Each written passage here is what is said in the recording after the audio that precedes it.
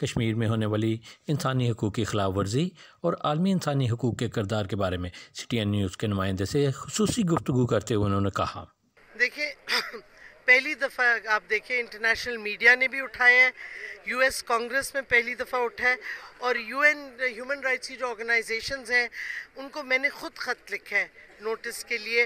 18 जो human rights special procedures के mandate holders हैं उनको ख़त लिखा है। मैंने UN को लिखा है कि ह्यूमैनिटेरियन कॉरिडोर बनाया जाए।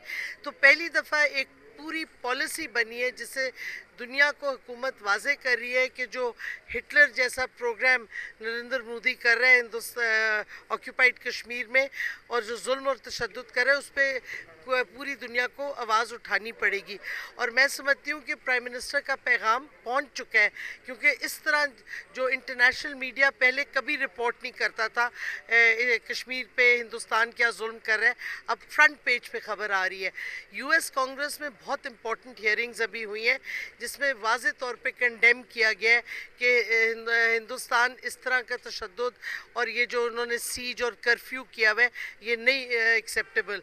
तो मैं समझती हूँ ये बहुत डेवलपमेंट्स हो रही हैं जो पहले नहीं होती थी। अब दुनिया को ये भी अब नोटिस लेना होगा कि हिंदुस्तान खुद जंग की तरफ जा रहा है। अगर आप देखें LOC पे जो हर रोज़ वो फायरिंग बढ़ती जा रही है और स्कर्मिशेस बढ़ते जा रहे हैं, दुनिया को ये भी जो प्राइम मिनिस्टर साहब ने भी कहा कि इसमें जंग का ख़तरा है और जब जंग का ख़तरा होता है तो दोनों एटमी ताकतें हैं, पता नहीं किधर से किधर बात पहुंच जाएगी जो पाकिस्तान या इस खित्ते में नहीं रहेगी बाकी दुनिया में फैलेगी। Thank you.